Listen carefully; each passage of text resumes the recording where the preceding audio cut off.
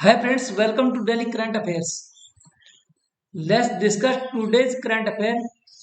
First question is, हाल ही में किस देश ने पूर्व प्रधानमंत्री को मरणोपरांत supreme order of the chrysanthemum से सम्मानित करने का निर्णय लिया है? जापान। जापान सरकार ने मरणोपरांत पूर्व प्रधानमंत्री शिंजो आबे, जिनकी हाल ही में एक चुनावी रैली के दौरान गोली मारकर हत्या कर दी गई थी, को supreme order of the chrysanthemum से सम्मानित करने का निर्णय लिया है। इसको सम्मानित करने का निर्णय लिया है शिंजो आबे को। ठीक है फ्रेंड्स, शिंजो आबे जापान के सबसे लंबे समय तक रहने वाले प्रधानमंत्री थे। कौन से थे?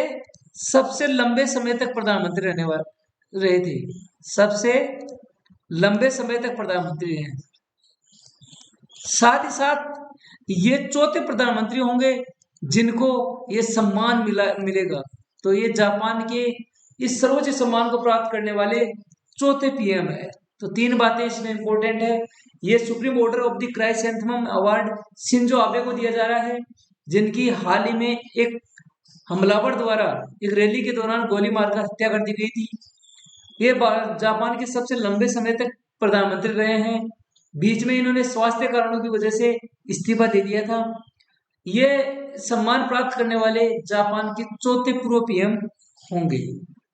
नेक्स्ट क्वेश्चन इज, 2 जुलाई 2022 को जारी विश्व लैंगिक अंतराल सूचकांक 2022 में भारत कौन से स्थान पर रखा गया है? ठीक है, विश्व लैंगिक अंतराल मतलब वर्ल्ड जेंडर गैप। क्या इसका मतलब क्या है? World gender gap.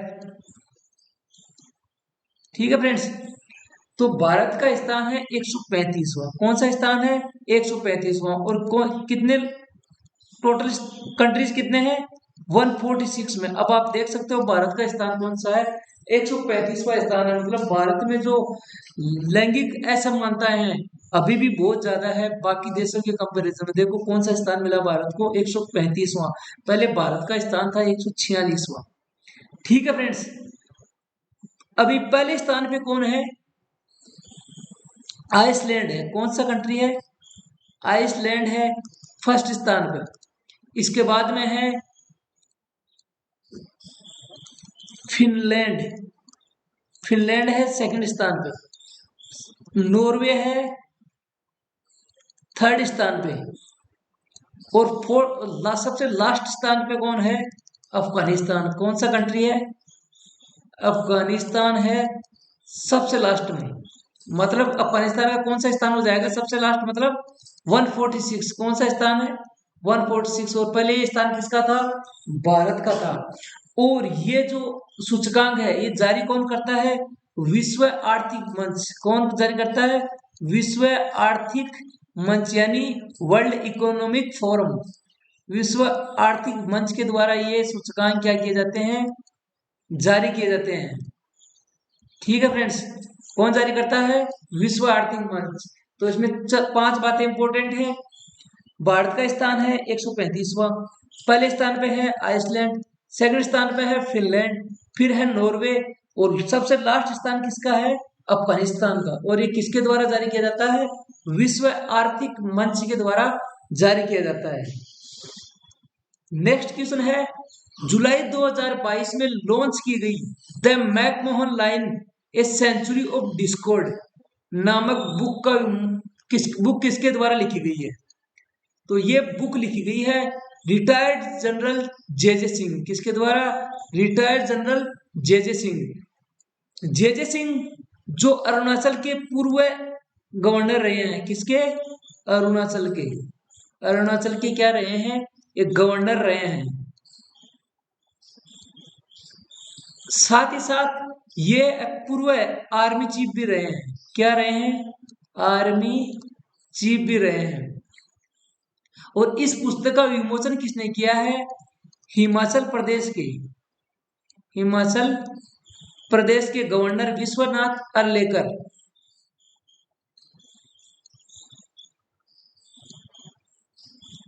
कौन? विश्वनाथ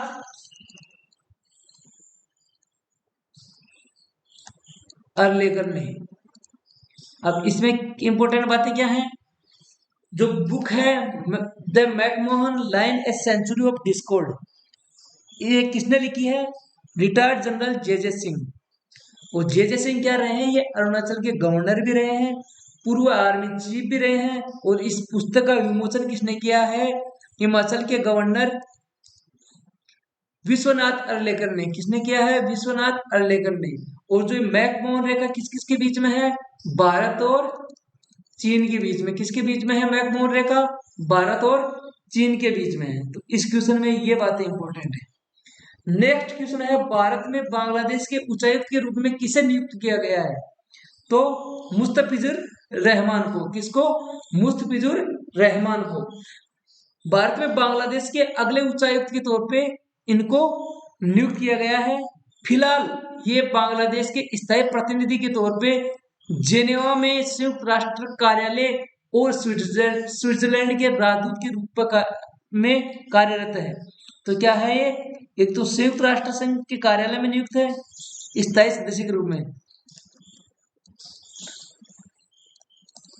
साथ ही साथ ये स्विट्जरलैंड के राजदूत है।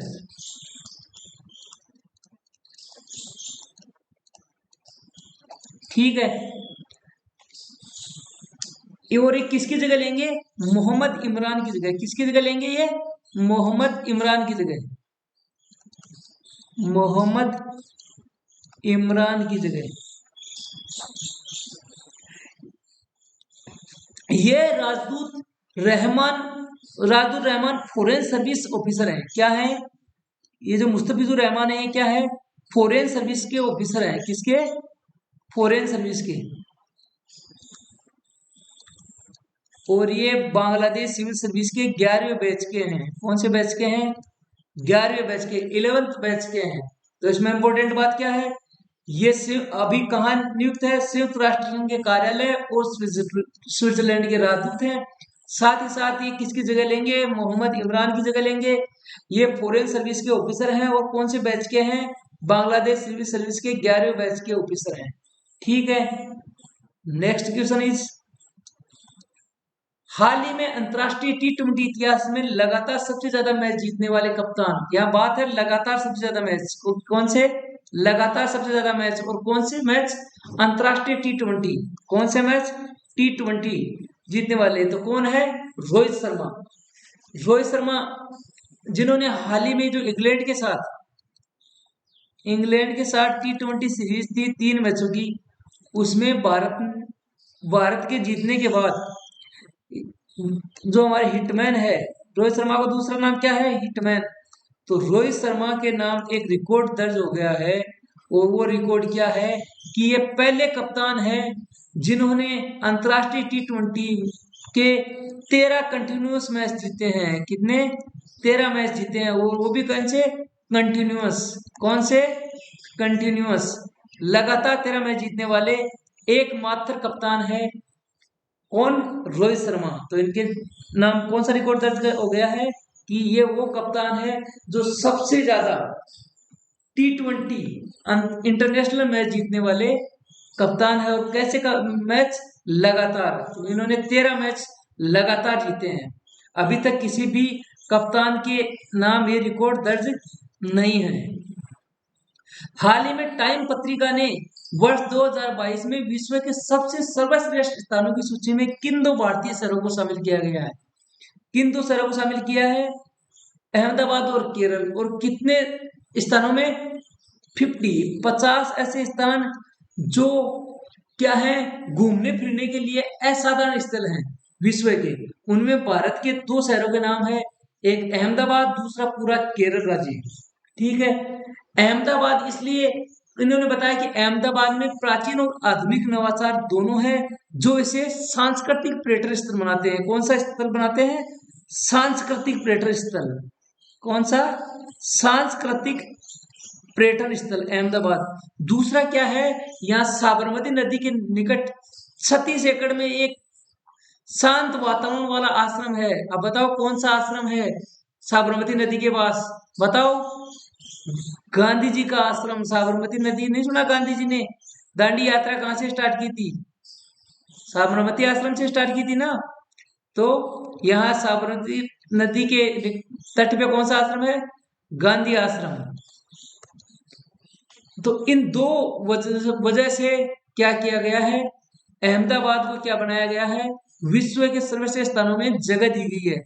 साथ ही साथ अहमदाबाद में क्या है, यहाँ नवरात्रि का आप आनंद ले सकते हैं, नवरात्रि का आनंद ले सकते हैं। और यहाँ एक 9 दिन तक कंटिन्यूअस 9 दिन तक क्या चलता है, यहाँ पे डांस फेस्टिवल चलता है। कौन सा फेस्टिवल चलता है? डांस फेस्टिवल चलता है। सबसे लंबा डांस फेस्टिवल कहाँ चलता है 9 दिन तक? गुजरात के अहमदाबाद में। और गुजरात में ज्यादातर कौन से नृत्य होते हैं, बताओ कौन सा होता है? डांडिया। हाँ, तो अहमदाबाद को शामिल किया गया है। दूसरा शहर है अपना कौन सा? केरल। कौन सा है? केरला है। केरला किस लिए है? देखो केरला में क्या क्या है। एक तो केरल भारत के सभी राज्यों में सबसे खूबसूरत राज्य है। साथ ही साथ यहाँ शानदार समुद्री तट हैं और हरे भरे बैकवाटर हैं। बैकवाटर क्या क्या क्या है केरल में? समुद्री तट हैं, साथ ही साथ बैकवाटर्स हैं। और क्या है केरल में? टेम्पल्स हैं। आप देखो कि टेम्पल्स केरल में बहुत ज्यादा है। और महल है, यानी पैलेसेज हैं। तो इन वजह से केरल को क्या किया कहा जाता है? केरल को बोला जाता है गॉड्स ओन कंट्री।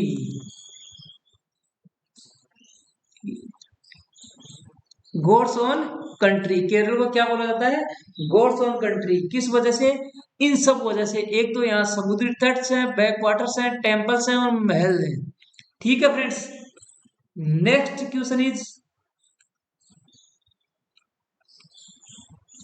प्रतिवर्ष विश्व कौशल दिवस, प्रतिवर्ष विश्व युवा कौशल दिवस कब मनाया जाता है? कब मनाया जाता है? तो विश्व युवा कौशल दिवस मतलब वर्ल्ड यूथ स्किल डे कब मनाया जाता है? 15 जुलाई को। कब मनाया जाता है? 15 जुलाई को। इस दिवस को मनाने की घोषणा 2014 में संयुक्त राष्ट्र महासभा द्वारा की गई थी। किसके द्वारा? संयुक्त राष्ट्र महासभा द्वारा। ठीक है, इसका उद्देश्य विश्व के युवाओं को रोजगार, काम और उद्यमिता के आवश्यक कौशल प्रदान करना, मतलब स्किल प्रोवाइड करना इनको। और 2022 का जो ये दिवस मनाया गया है उसकी थीम क्या है? Transforming youth skill for the future. क्या है? Transforming youth skill for future, for the future. इस दिवस को मनाने के लिए विश्व भर में होने वाले कार्यक्रमों में युवाओं को शैक्षणिक संस्थाओं यानी एजुकेशनल इंस्टीट्यूट्स, नियोक्ताओं मतलब एम्प्लॉयर्स और पॉलिसी मेकर्स, साथ ही साथ जो विकास भागीदार हैं इनके साथ बातचीत करने का मौका दिया जाता है, ताकि युवा इन लोगों के साथ बातचीत करें, उनसे स्किल गेन करें और अपना ये बिजनेस खुद चला सके। ठीक है फ्रेंड्स, नेक्स्ट क्वेश्चन है, भारत का क्वाड्रीवैलेंट ह्यूमन पेपिलोमा वायरस वैक्सीन यानी QHPV किसके द्वारा विकसित किया गया है? तो ये विकसित किया है सीरम इंस्टीट्यूट ऑफ इंडिया। ये किससे बचाता है? ये सर्वाइकल कैंसर से बचाता है। किससे? सर्वाइकल कैंसर से बचाता है। ठीक है, तो सर्वाइकल कैंसर के खिलाफ भारत के पहले क्वाड्रीवैलेंट ह्यूमन पेपिलोमा वायरस को मार्केट ऑथराइजेशन के लिए डीजीसीआई ने, किसने? डीजीसीआई ने, डीसीजीआई ने मंजूरी दे दी है। डीसीजीआई क्या है? Direct drugs controller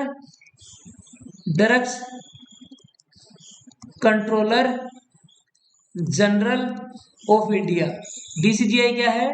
drugs controller general of India. तो इसने क्या किया है?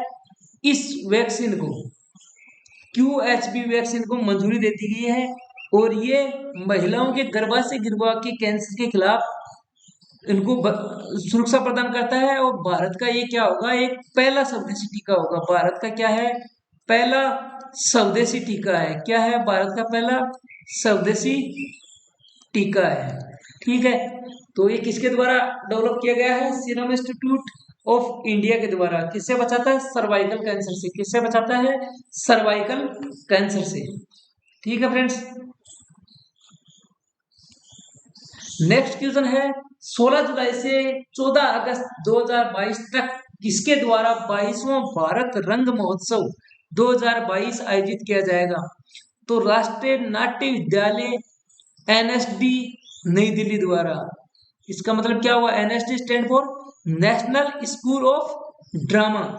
ठीक है फ्रेंड्स, तो भारत के संस्कृति मंत्रालय ने भारत के आजादी के 75 वर्ष को आजादी के अमृत महोत्सव में मनाने का निर्णय लिया है। तो क्या लिया? अभी हमारा जो संस्कृति मंत्रालय है उसने बोला है कि अब की बार जो 75th डे है अपना आजादी का, जब हमने स्वतंत्रता मिली थी 1947 से, ये 75वां दिन किस रूप में मनाया जाएगा?